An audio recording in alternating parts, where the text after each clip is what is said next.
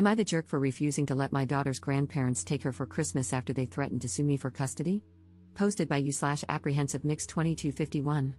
I, 30F, am the single mother of Clara, 2F. My pregnancy wasn't planned. I had a no-strings-attached relationship with her father, Jack, 30M, for 7 months when I unexpectedly became pregnant. He lived in another state but visited my city monthly for business reasons, and we hit it off after meeting in a bar. We discussed our options regarding the pregnancy, but I decided to keep the baby. Jack wanted to be part of her life, so we planned to raise the baby together, not as a couple, just as co-parents. Unfortunately, Jack passed away during my pregnancy. Jack's parents, Linda and James, knew I was pregnant when he passed. We had already done a prenatal paternity test at the time. We were all devastated by his passing, but, of course, his parents were destroyed by it. Clara is their first and only grandchild, and she became their beacon of light in a dark time, as they say. They have 2 other daughters, Ruth, 37F, and Lily, 27F, but neither has children.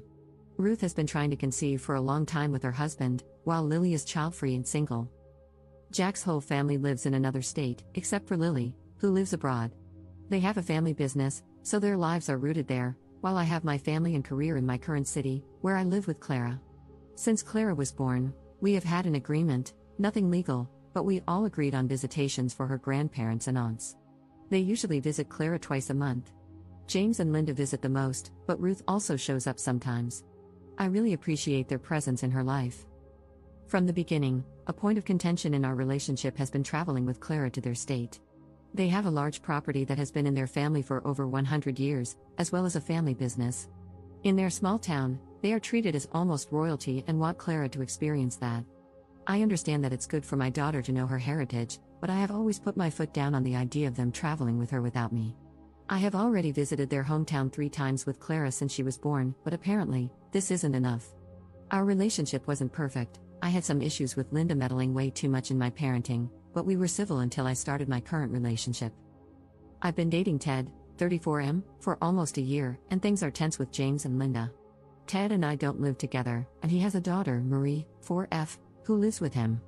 Linda has expressed disapproval of his constant presence in my house, which is not true. Both of us work a lot, and between our kids and other priorities, we probably see each other 3 to 4 times a week, of Marie having playdates and sleepovers with Clara, and the list goes on. She will find a way to comment on anything, even Ted's car parked in front of my house. Things escalated 2 weeks ago when I emailed Linda, James, and Ruth an invite for Christmas Eve. Ted and I will be hosting a get-together with our families and close friends. I decided to invite Clara's grandparents so they could spend Christmas Eve with her, but I also let them know that if they preferred, they could take her for lunch on Christmas Day. The next day, Linda texted me that they already had plans to take Clara to their home for Christmas. I said that this was not happening. I didn't hear anything from her for about 2 days. Then Linda called me, stating that she had given me 2 days to cool off and be reasonable. I asked what she meant, and she said they have rights over Clara and had waited too long to take her home for Christmas. Now that she is older, she can travel without me. I said that this was never discussed and that I would not let them travel with my daughter without even talking to me about it first. Linda said this was the discussion before the travel. I laughed on the call and told her she was delusional. Things escalated quickly after that. I was accused of trying to replace Jack in Clara's life, and I also said some things that were a little cruel about Jack never even meeting Clara. After Linda hung up on me, James called and tried to reason with me. He let it slip that they had bought Clara's plane tickets 2 months ago without asking me first. I said there was no way I would let them walk all over me. James lost his temper and demanded that I apologize to Linda or we would go to court over this. I didn't back down and said they were the ones choosing to fight over this, not me.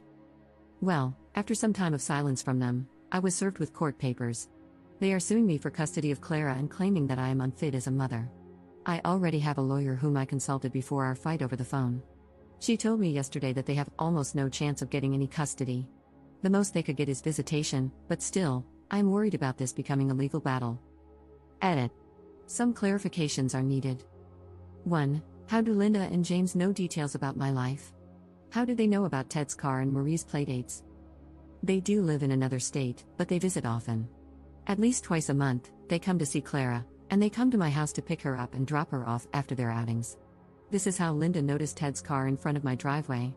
Since I live in a gated community, this type of parking is forbidden unless it's the homeowner's car.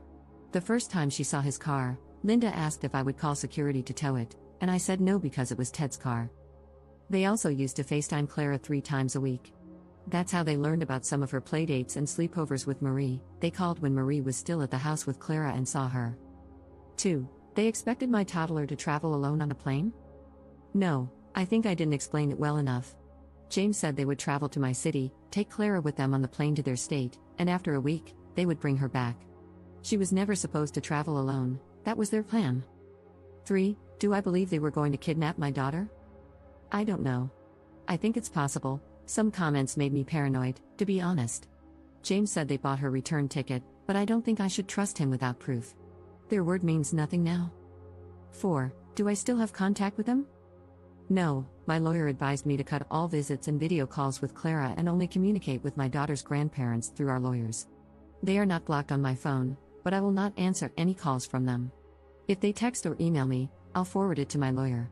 Trust me, today was all about making an FU binder and documenting every little thing. Thank you so much for the advice, everyone. And don't worry too much, Clara and I live in a very secure community with cameras and armed security. Nobody will take her from me. Update 2 months later. Hey, I posted my story here a few months ago and was surprised by how quickly it blew up, not only on Reddit but also on other apps. I wasn't sure if I should post an update since I feared being doxxed. I also received a ton of hate through messages and from people reposting my story, bullying me, and wishing for me to lose custody of my daughter. Regarding the possibility of doxing, I talked to my lawyer and showed her my post. She said I could update as long as I kept the fake names and avoided sharing personal details. So far, no one in my life has discovered my post, which makes sense since English isn't our country's first language. More than 2 months have passed, and a lot has happened since then. My life was really chaotic for a few weeks, and I felt like I couldn't celebrate Christmas the way I truly wanted because I was constantly worried about the custody lawsuit. I'm relieved to say that it's over now. To those worried about Clara, I thank you for being so kind. Clara is healthy and happy. Luckily, no one has tried to take her from me.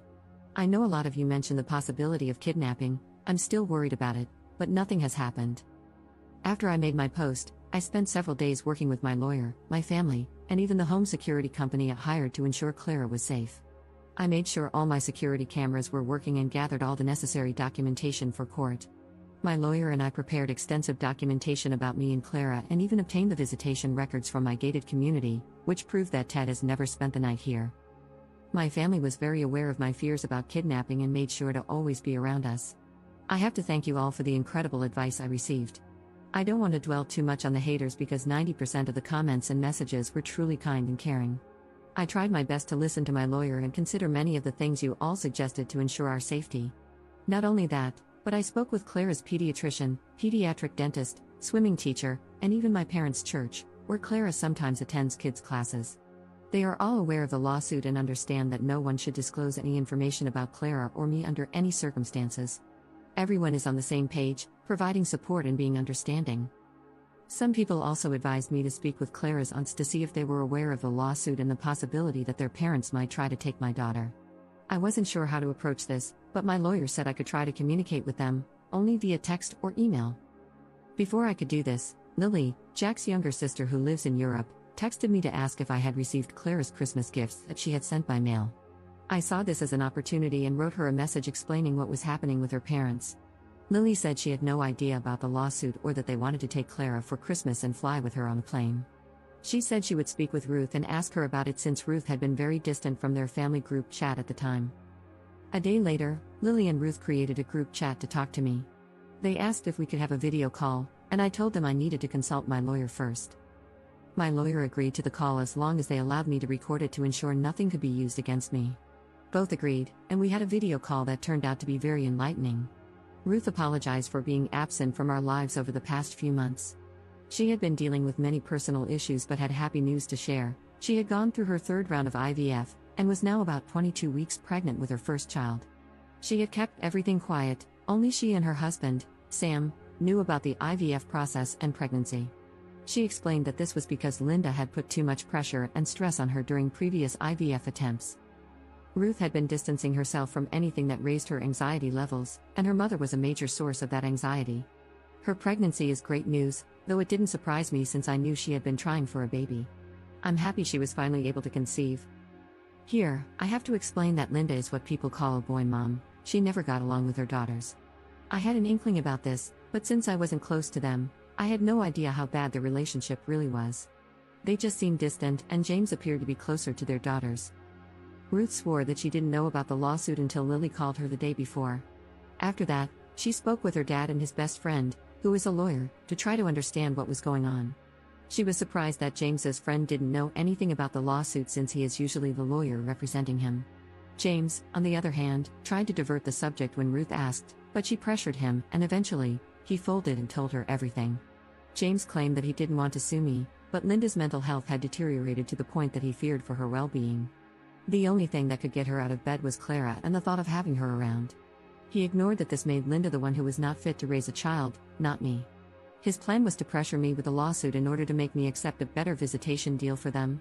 They wanted more days with her and the ability to travel with her to their home multiple times a year. James never said that they wanted to keep her forever, but I do not trust his words.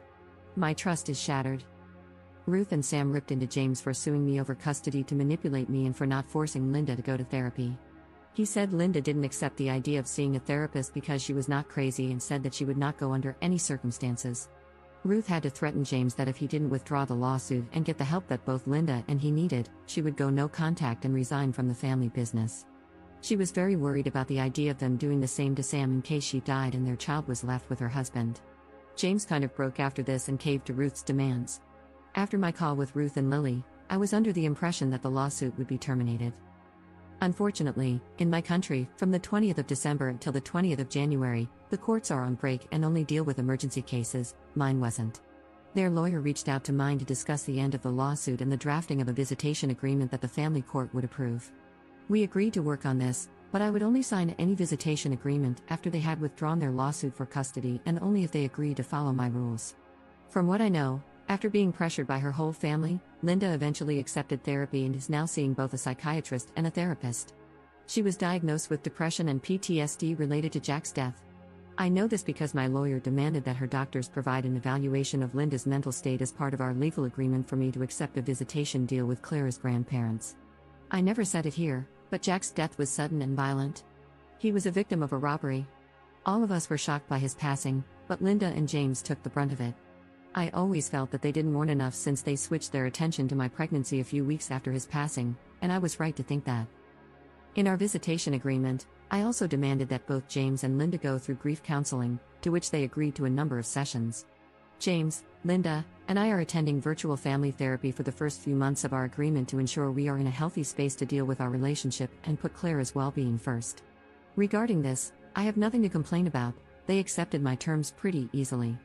They did try to fight against the idea of supervised visitation, but I had no reason to accept otherwise. Now they will visit Clara twice a month at a family center in my city. This is something my country has. It is a public building where matters related to the custody of minors and family issues regarding custody are handled. They have very good security there. Those visits will be supervised by a social worker who was assigned to our case by the judge who signed our visitation agreement. Regarding my fears of kidnapping, I have to say I didn't feel validated by my country's laws. My lawyer and I went to a police station and filed a report about the possible kidnapping. They didn't seem to take it seriously, and as of now, they will not press charges. At least there's paperwork documenting my concerns. James ended up sending my lawyer Clara's plane tickets to prove they had bought her 2 tickets and were not planning on staying with her. Since they have money, I don't think it would be hard for them to buy a return ticket, knowing they would not use it. So I still do not trust or believe them. I have no plans to let them visit Clara without supervision. Even their aunts know that if they want to see Clara, they will have to be supervised too. Everyone is accepting this for now, and the visit started a couple of weeks ago. Let's see what happens in the future. I also do not intend to travel to their state or city in the near future. I'm truly scared about the possibility of them using their power to take my daughter, so I will not make it easier for them. Thank you again for the help and well wishes. As of now, Clara and her mama bear are doing well and enjoying a couple of days that I took to spend quality time together and finally celebrate since our Christmas was very stressful. Relevant comments. Commenter. Did you have to give them visitation? If someone tried to take custody of my child or even just threatened it, I'd never want to see or hear from them again. The pair of them are unhinged. Her husband wasn't helping anyone but himself by thinking he was taking the easiest way out by threatening you. What happens in the future when they want more visitation rights again, if they don't agree with the way you're raising her, or if you say no to anything? I'm thinking large presents, trips away, etc., when she's in that stubborn teen stage. Get your ducks in order because this will not be the last time they try to bully you into doing what they want. Ops response. By my country's laws, grandparents have rights, especially in cases where their child is deceased, so if I let this go to family court, they would probably receive the same amount of visitation or more. Additionally, they could have one unsupervised visitation, which is my biggest fear right now. My lawyer and I are preparing to fight them in the future, which is why everything is now included in our official visitation agreement. That's also why I am playing the long game, demonstrating to the family court that I am not alienating my daughter from her father's family. This helps create a positive image of me as a mother and will make it very difficult for them to win anything related to my daughter's custody in the future. I am ready to fight them, don't worry.